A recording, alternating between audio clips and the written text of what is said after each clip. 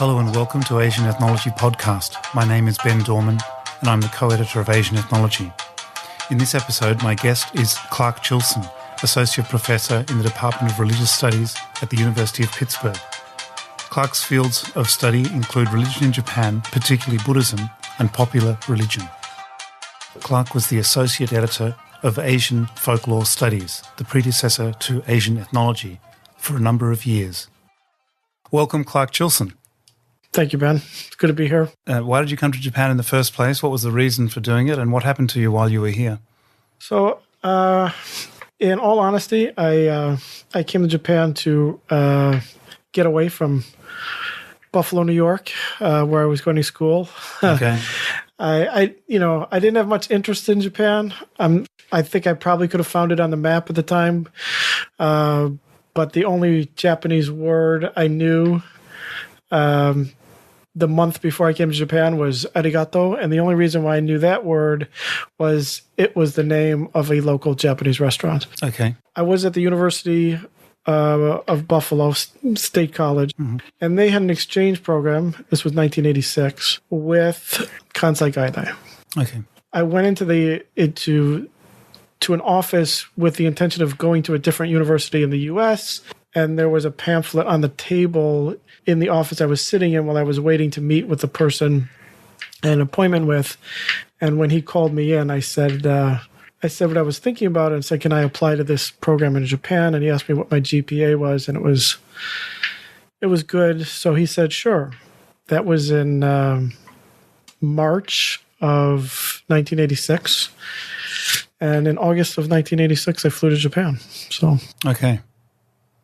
A pamphlet on a table. That's what brought me to Japan. Yes, a pamphlet on the table and a desire for adventure. And get out of Buffalo. Get out of my life in upstate Western New York. Okay, so what happened to you once you got here? Well, I went to Kansai Gaidai and I joined a boxing club because I thought it would be too cliche to join a martial arts club. So I joined a boxing club, and that was really interesting for me because I was the only foreigner in the club. They were not used to having foreigners in the club.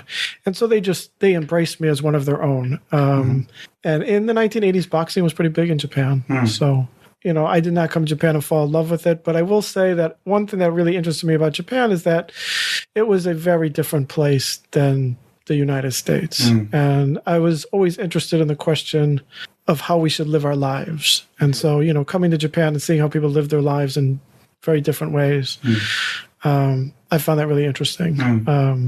And so that's what led me to want to study anthropology here in Japan. Okay. Yeah. So as I'm asking you these questions, I'm aware that you're accessing your memory of that time. Yes. Did you want to talk about that? You mentioned before the interview about the caveat with interviews. Right. So, when I do ethnographic fieldwork, I often have to remind myself whenever I'm interviewing somebody that whatever they're telling me is what is occurring in their conscious at the moment I'm asking the question or shortly thereafter. And if I spoke with them the next day, they might tell me something different. Right. And actually they often do. So I can ask the same question to the same person and on different days get a slightly different answer. Not because they're trying to be misleading in any way, but simply because what occurs to them at that moment is different. So I wanted to put that caveat out there so I could speak freely and let people listening know that if you ask me these same questions on a different day, I might have a slightly different answer. Okay. Everything is honest to the extent that it occurs to me at the moment.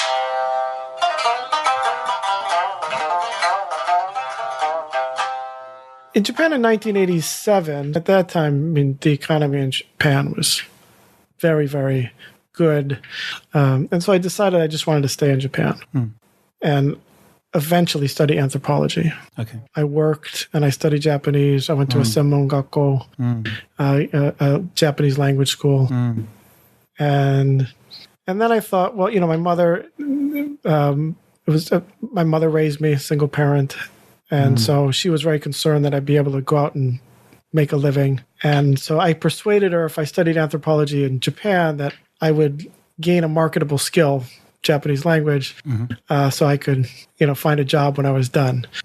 Because from my mother's perspective, who didn't go to college, she couldn't see how anthropology was going to help me get a job. Okay. Studying anthropology in Japan was an easier sell for both her and myself, too. I mean, I was concerned about making money, surviving after after college as well. Yeah. So that brought me to Nanzan, because Nanzan was really one of the only places in Japan that had an undergraduate program in anthropology. After being in Japan about a little more than 2 years, I took the entrance exam here. You got into the anthropology department, was that? And so you've had a long connection with Peter Knecht. Yes. Is that when your connection began with him? Yes. So Peter was a professor in the anthropology department. When I joined the anthropology department, I remember meeting him at a orientation. I took a class in my freshman or sophomore year with him. He did teach a course in the exchange, the program for exchange students on folklore, and I did take that. And then I took courses with him where he taught in Japanese. So he taught a course on pilgrimage, which I took. And then in my junior year, so in Japan at the time, in your junior year, you had to decide which kind of area of anthropology you were going to specialize in. And I decided I wanted to specialize in the anthropological study of religion. Okay. And Peter was the expert on that. I took his seminars for 2 years. Peter had an amazing amount of knowledge on, not only the history of anthropology. I mean, I remember one seminar he taught about the history of the discipline of the anthropological study of religion.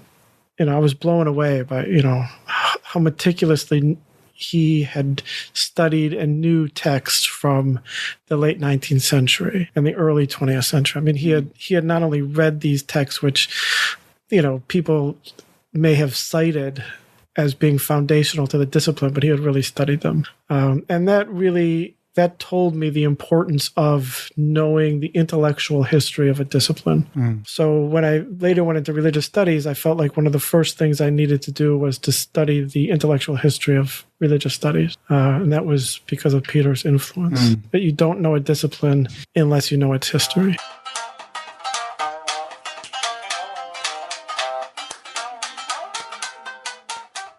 I graduated from Nanzan, and I decided to go into religious studies. And so I went to Lancaster. I eventually decided to do my doctoral dissertation on secretive Pure Land Buddhist groups, in large part because of what Peter had told me at one stage. Basically what happened was I was doing research on a 10th century Japanese holy man named Kuya. And I went to a festival in Kyoto for Kuya, and I met some people there, and they told me that they had a Kuya statue. And, Kuya statues are very unique in that they show images of little men coming out of Kuya's mouth.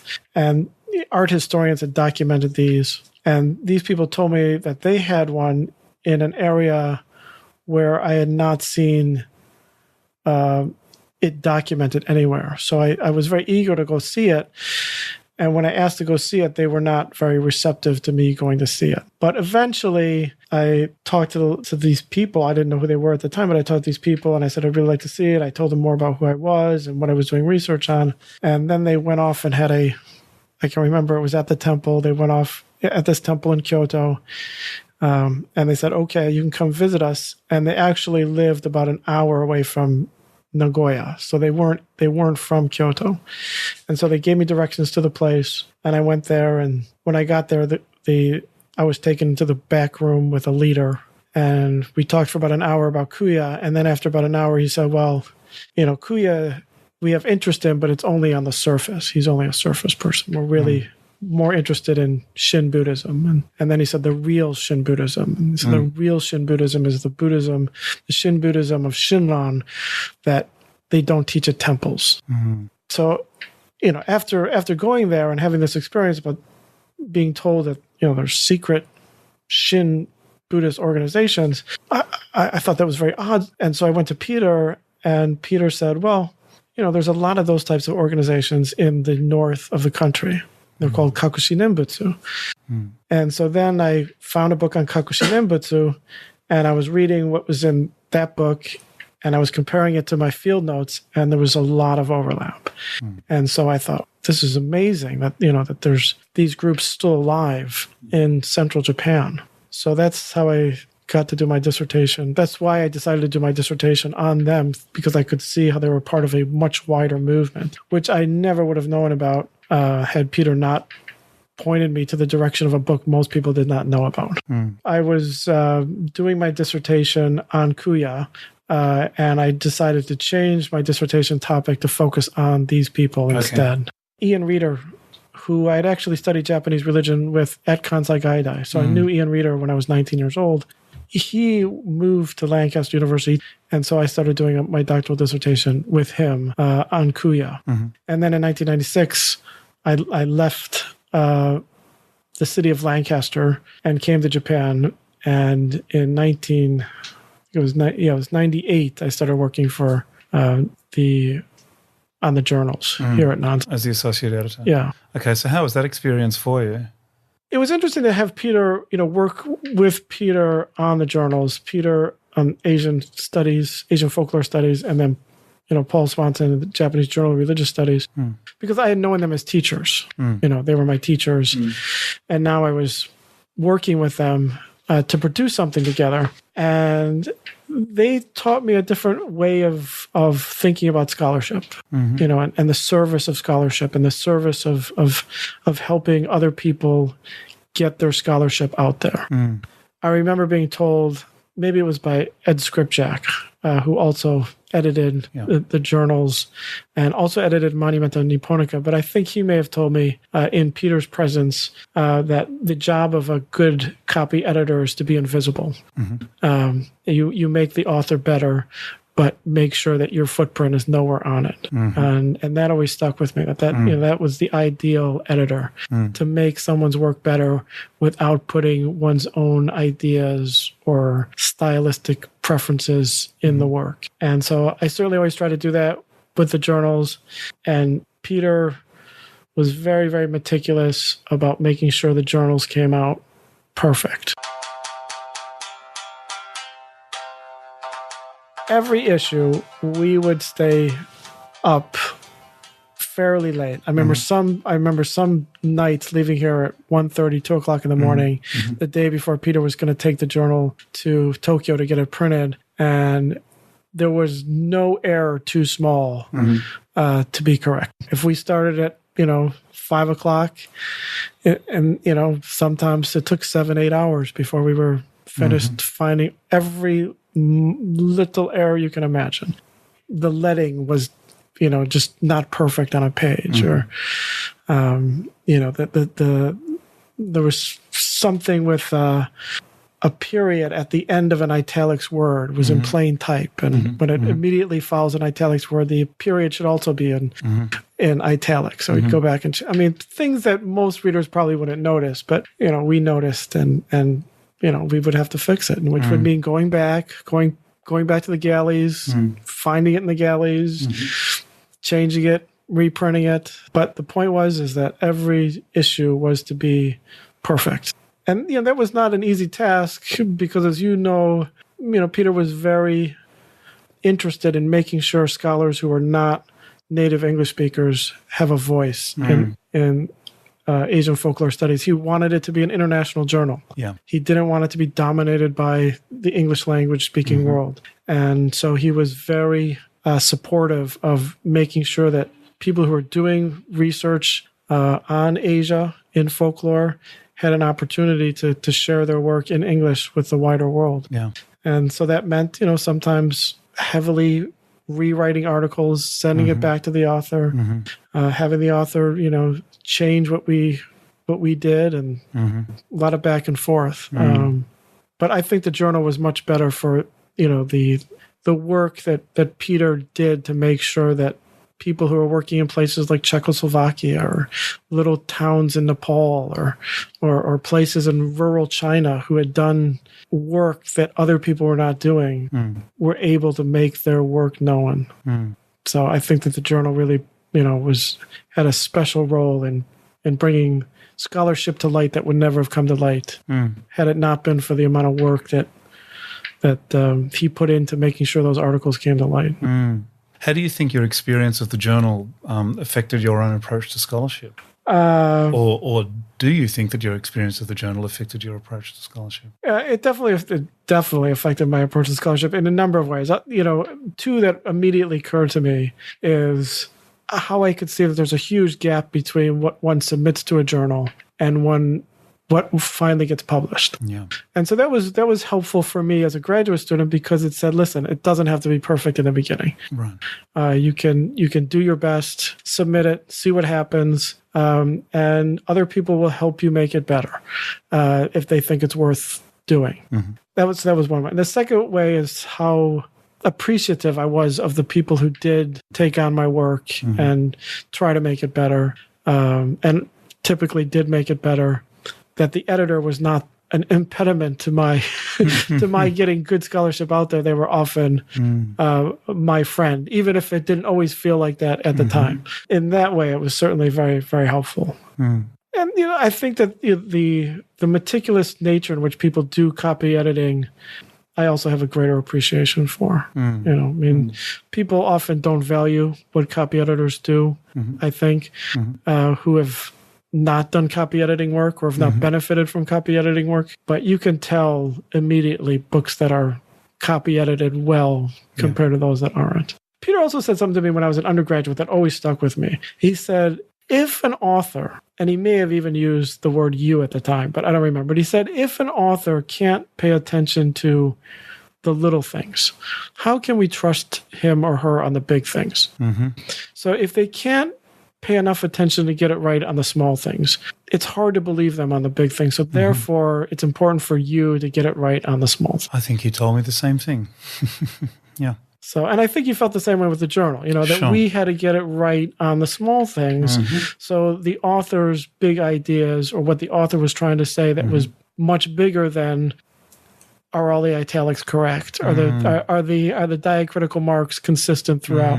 I mean, he felt that was really important because if people started noticing an inconsistency there, it would undermine what the author was trying to do, and we'd be hurting the author and the journal. So it was important for us to get it right with that little stuff. It was not little. It was not little. Yeah, it just seemed looked little. Nothing too small. So yeah. And after we did the journal, the journal would come back. We'd get a printed, we'd get the printed copy of it, and Peter would bring it to my office. And we'd set up an appointment to go out and celebrate. He'd always took me to dinner after the issue came back, and we'd celebrate. He would thank me by taking me to dinner. We would talk about the journal and the future of the journal, and what he was trying to do with the journal.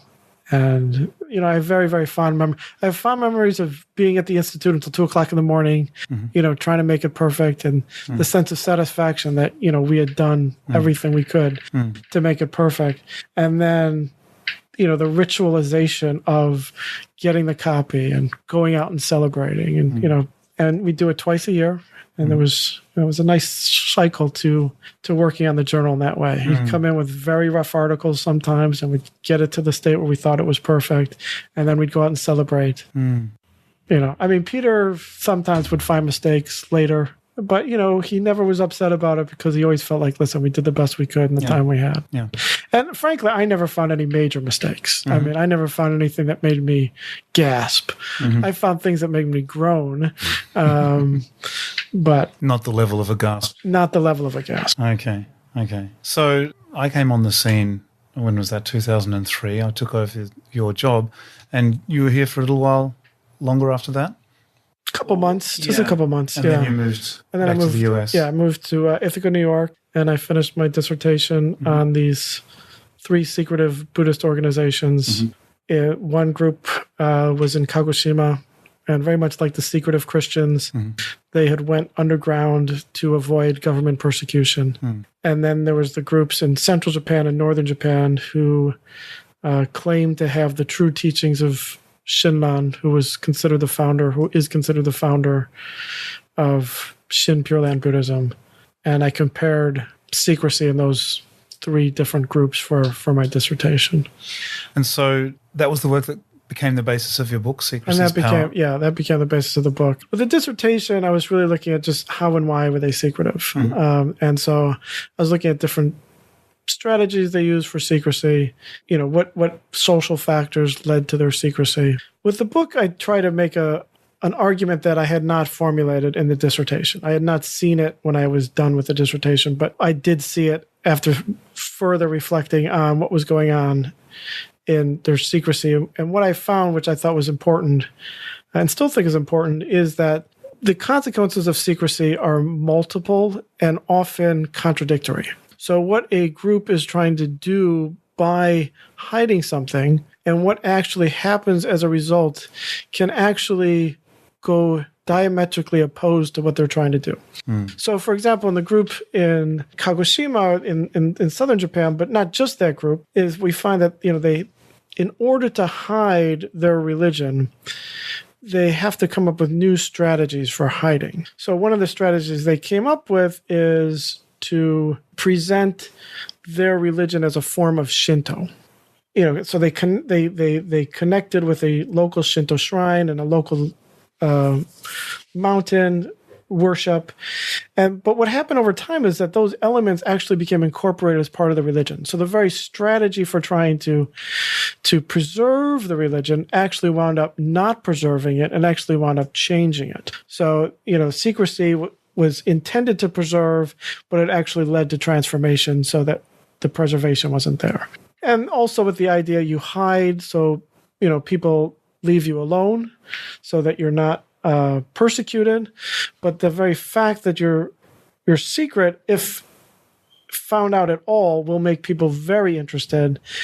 And so the idea of hiding in order to protect oneself can actually lead to greater persecution because secrecy elicits a much stronger response by government organizations. They really want to know why you're being secretive. There's that dilemma that happens. So the contradictions that occur as a result of hiding something, I think is really important because most of the scholarship you read on secrecy, not just on religious secrecy, but government secrecy, it says that religion is done to do X, to protect power or to enhance the perceived value of something. But actually what's going on is much more multifaceted, and it often goes against the goals of the very people who think secrecy is getting them somewhere. So why did you name the main title, Secrecy's Power? So the idea was that secrecy has the power to do different things. And so what I wanted to see is, so this secrecy was doing things that the people who were doing the hiding did not intend. So the very act of secrecy had its own inertia that couldn't be completely controlled by the people who were concealing, by the people who were keeping secrets. So secrecy has consequences that go beyond the intentions of the secret keepers. And so secrecy's power is looking at, the power of secrecy to do things that the people who create secrets can't completely control. And so secrecy itself has, through its consequences, power. And so that's why the title was Secrecy's Power. It's not people just using secrecy to enhance their own power, which happens, but actually secrecy doing things beyond what people intended. So that's where secrecy's power is. And that power is often contradictory.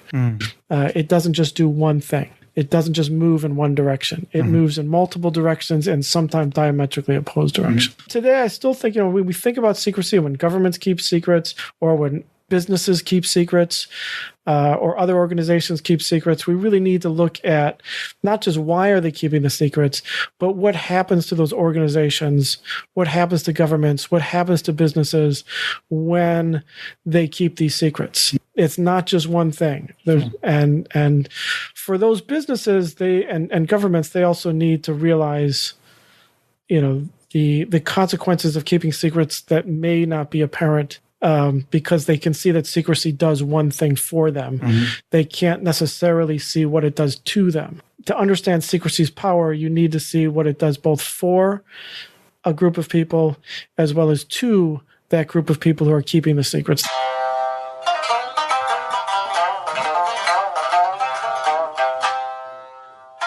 So after you finished the book, what did you move on to? After I finished the book, and actually while I was finishing the book, I started studying the leadership of Ikeda Daisaku of Soka Gakkai. And I did that for a while. I wrote an article on his diary as a way of showing how he would engage with members of the Soka Gakkai. I was very interested in how he was able to lead people by getting people to think about him as a mentor who would help them, and how his relationship with his own mentor was something that Gakkai members could benefit from as a model. And also at the time, I had a graduate student who was a Sri Lankan Buddhist monk who was interested in doing a project on Buddhism and psychology. And so I suggested he do something on a Japanese meditative practice called naikan, Naikan, naikan, which is also used as a form of psychotherapy. What's the kan? What's the character? It's the same as kanon. It's also to look. Okay. To look. Okay. So looking into yourself. naikan means that's inner looking or introspection. And so we did that project. He did an independent study with me on naikan, and then I decided that I wanted to try a week of intensive naikan. So in Japan, there's about 20 centers today around Japan that are called naikan training centers, and you can go there and do a week of intensive naikan. And what that involves simply is you sit alone behind a screen for a week and you reflect on your life using 3 questions in relation to different people. So the 3 questions are, what did I receive from a particular person at a particular time? What did I give back? And what troubles and difficulties did I cause? Typically, a person would start with their mother from the time they started elementary school. So when you first arrive on a Sunday night, you would start asking those questions to yourself in relation to your mother. So what did I receive from my mother between the ages of 7 and 9? What did I give back to my mother between the ages of 7 and 9? And what troubles and difficulties did I cause my mother between the ages of 7 and 9? And then after about 90 minutes or 2 hours of reflection on those questions, someone would come in, someone who's called an interviewer. Very ritualistically, he would ask, what have you been examining yourself on during this time? And then the person would answer, I've been examining myself in relation to my mother between the ages of 7 and 9, and then would answer those questions. What I received from my mother was she baked me a chocolate cake on my 8th birthday. She helped me with learning how to do division. And then what I gave back to my mother at that time, I helped my mother clean the garage or whatever. And then, what trouble and difficulty did I cause my mother? I had an ear infection and I kept her up all night because I was crying in pain. And so then after you report that, then the interviewer simply says, what will you examine yourself on next? And then you do the next 3 years. So you say, I examine myself in relation to my mother between the ages of 10 and 12. You go through your relationship with your mother. And then you do your father. If you're married, you do your spouse. Then after you do those 3 people, you come back and do your mother again, which is typically around day 4. Okay. So I did that, and I became really interested in that as a form of psychotherapy that grew out of Shin Buddhism. That the founder of it was a Shin Buddhist who had done this in a lay Shin organization. His father thought it was a secretive Shin Buddhist group, so that was the connection with my previous work. Okay. And so that's mostly what I've done the past couple of years. And so is this the future direction of your research? So right now I'm trying to write a book on naikan. I mean, I've written a few articles. I'm trying to write a book on naikan from the perspective of Buddhist psychology. So how does it fit in with Buddhist psychology? And so there's some interesting parallels with mindfulness, where you have a Buddhist practice that's then adopted by medical practitioners, medical professionals as a way of healing. And to do that, you have to remove the Buddhist language. So mindfulness is no longer Buddhist. A lot of the Buddhist language has been removed from it, and now it's presented as a therapy, mindfulness-based stress reduction. So I wanted to go back to Peter Connect, actually. You were involved in producing a special issue of Asian Folklore Studies in 2007. Actually, in fact, it was the last issue of the journal before we changed the name to Asian Ethnology. How did you reflect on your time with Peter and your experiences as his former student and then colleague, and what was what was your overall experience of doing that?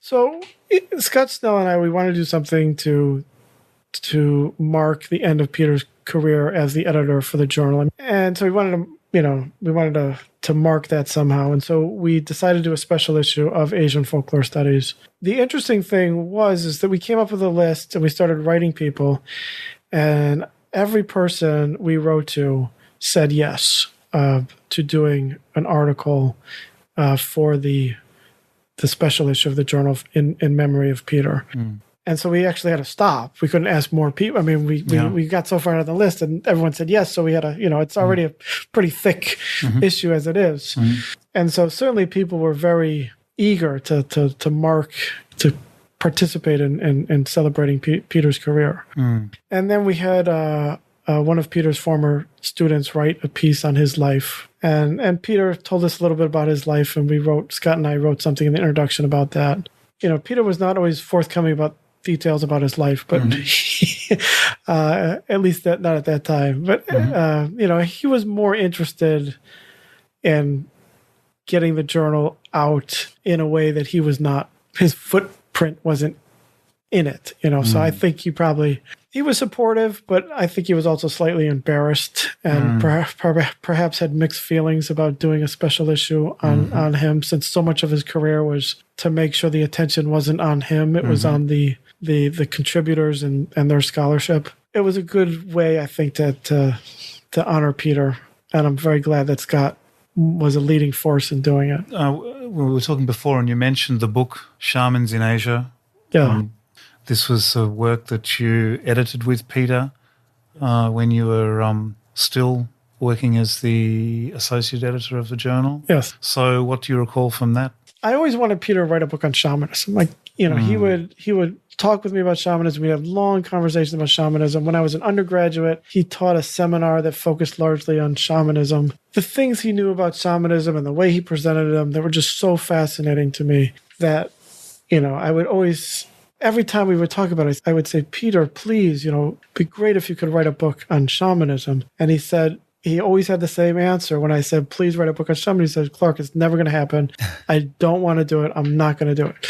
And so what I decided we could do is we had all these articles on shamanism in Asian Folklore Studies. And at the time, these were not easy to get a hold of. I mean, we didn't have unlike today, we didn't have the issues online. And there wasn't a book out there that covered shamanism in Asia in different countries, kind of an expansive view of it. So I proposed the idea to Peter that, we bring together these articles, that he had edited over the years. And he said, okay. So we talked with an acquisitions editor from Routledge. And then as a way of saying, well, listen, the book is not going to just be a rehashing of the articles.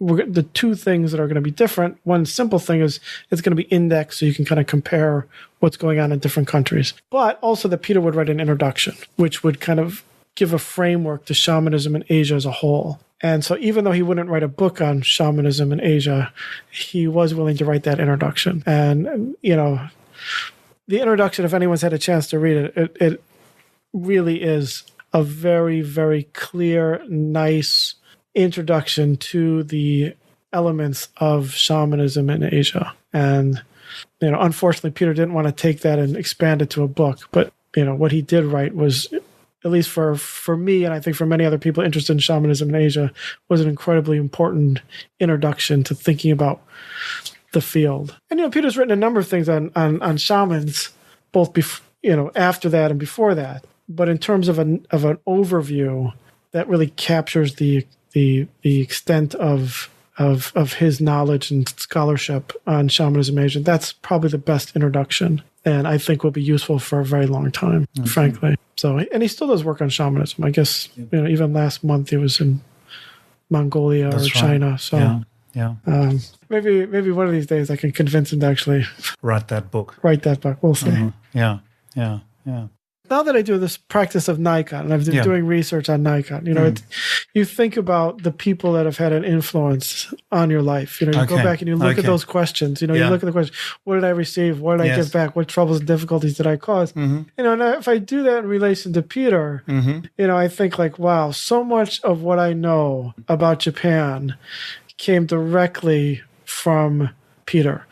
And so much about the way I think about what makes a good scholar and how to do scholarship, it comes directly from Peter. I mean, I would be a very, very different person if, Peter had not been both my teacher and my, mentor in the world of editing journals.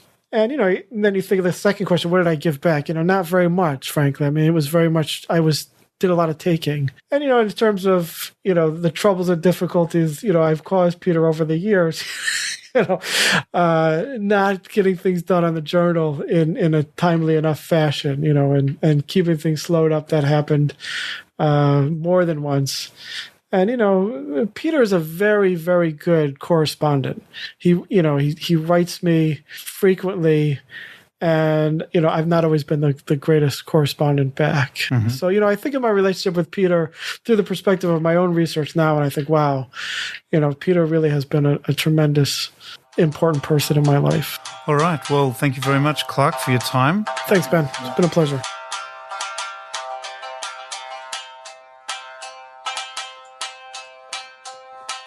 Thank you for listening to this edition of Asian Ethnology Podcast.